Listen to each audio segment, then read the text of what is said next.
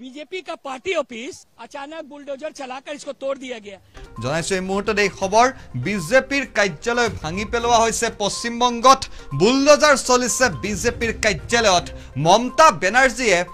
পশ্চিমবংগৰ অগ্নিকন্যা তথা মুখ্যমন্ত্ৰী মমতা বেনাৰ্জীয়ে বিজেপিৰ কাৰ্যালয়ত চলাইছে বুলডোজাৰ আৰু এয়া সেই বিজেপিৰ কাৰ্যালয়টোৰ দৃশ্য সেই নিৰ্দিষ্ট কাৰ্যালয়টো যেটো কাৰ্যালয় ভাঙি পেলাইছে বুলডোজাৰ চলাই